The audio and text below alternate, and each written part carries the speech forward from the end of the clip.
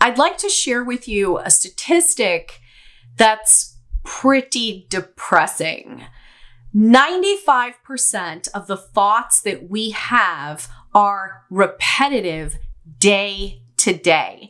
That means that 95% of the thoughts that you had yesterday are identical to the thoughts that you're having today.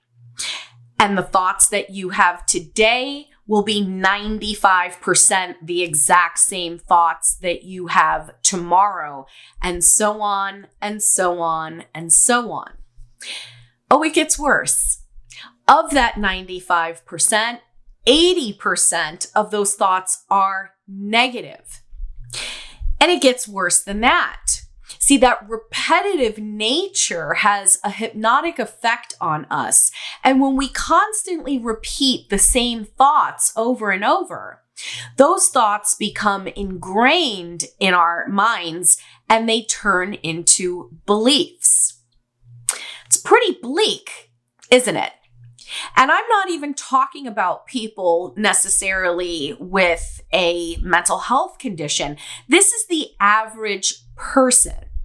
So if somebody does have a certain mental health condition, this statistic could be downright horrifying. But there's actually good news embedded in this statistic. See, if we just flip that statistic upside down, we see that 5% of the thoughts that we have from day to day are new and different and unique. So at first we might look at the 95% and feel overwhelmed and ask ourselves, man, how am I going to overhaul the 95% of my thoughts? How am I going to completely change the way I think? But we don't have to do all that heavy lifting. All we have to do is focus on the 5%. And we don't even need to change 5%. We don't even need to change 1%.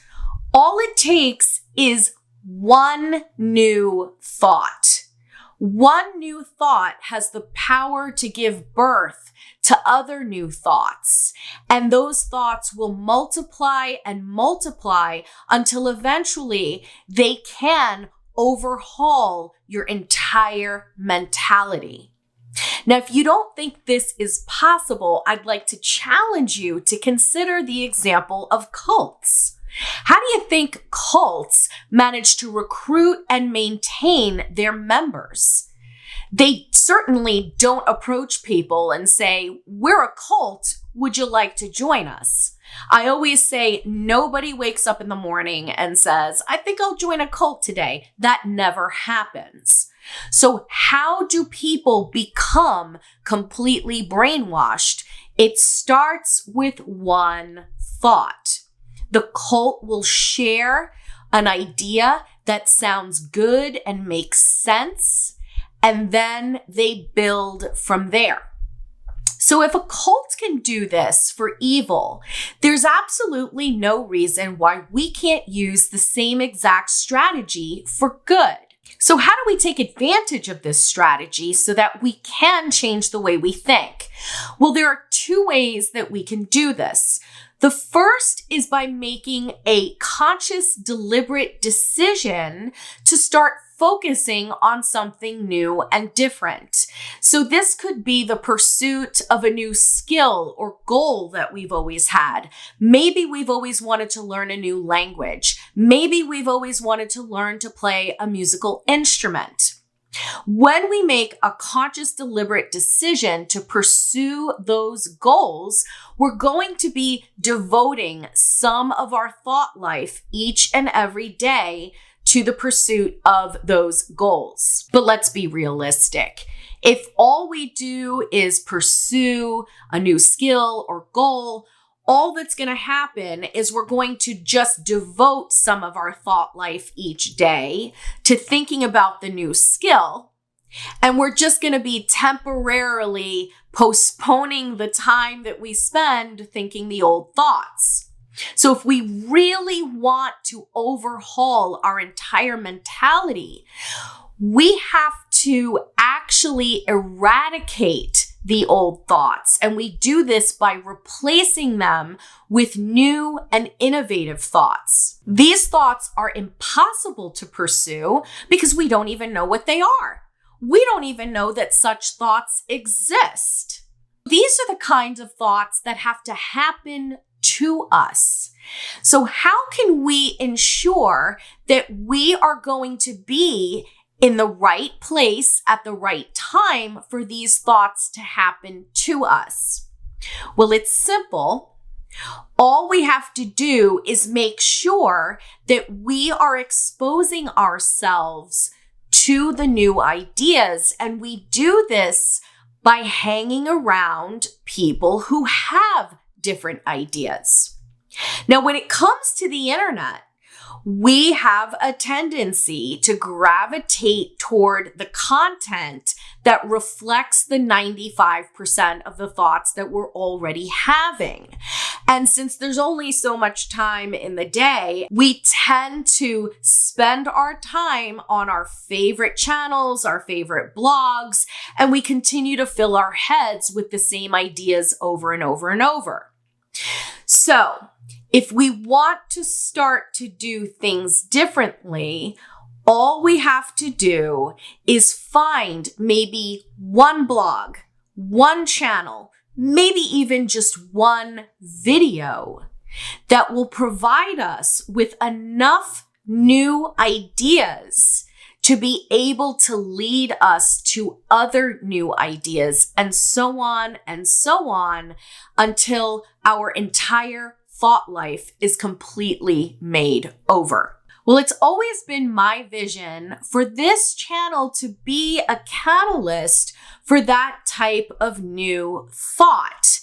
And I'm introducing this statistic to you because I intend for this video to set the tone for all the videos that are scheduled to come after this one. I'm going to be challenging some of the thoughts that I see out there, and I'm primarily talking about the majority of thoughts that I see circulating the internet when it comes to narcissism and what is commonly called narcissistic abuse. Because I do see a lot of people living in an echo chamber and wondering why they can't seem to heal and why they can't seem to move on. So the hard stuff is coming, and I want you to brace yourself. Some of the videos I share on this channel are not going to be to your liking. Some of the videos might actually offend you. But if you're committed to healing, you've got to do something different, because we all know the definition of insanity: doing the same thing over and over and expecting different results. So, this video, I would like to serve as your first new thought that it is possible to make your way out of that loop by just listening to some new ideas. And I also want to say that anyone can do this. Even if you are someone who considers yourself to be a narcissist, this applies to everybody. Look at Lee Hammock, for example. Lee Hammock is a self-aware narcissist, and he tells the story of how he became self-aware. Once upon a time, Lee was sitting around thinking the same 95% of narcissistic thoughts that he's always thought all his life, when one day his wife said to him, "It's so hard living with a narcissist." Now, that wasn't even the new thought. Because how did Lee react to his wife's comment? With the same 95% of the thoughts he's always had. Lee reacted by thinking, well, I'll show her who's a narcissist. And it drove him to look up the word. Once he saw what the word meant, That's when the new thought entered his brain. And he said to himself, wow, this really does sound like me. And the rest is history. So Lee just happened to be in the right time, in the right place to have a thought happen to him. And it was just coincidence. But you can actually maximize your chances of having new thoughts happen to you by being willing to just hear other people out. And then you might consider subscribing to those channels or following a certain blog to make sure that you get a daily dose of new ideas. So you're welcome to check out the videos that I plan to be publishing from this point forward, which will be challenging quite a few beliefs when it comes to narcissism. You don't have to subscribe. You don't have to like the videos. You don't even have to agree with anything I say. But I would like to invite you to just hear me out, because you just never know when a new thought on this channel will happen to you and change the entire trajectory of your healing.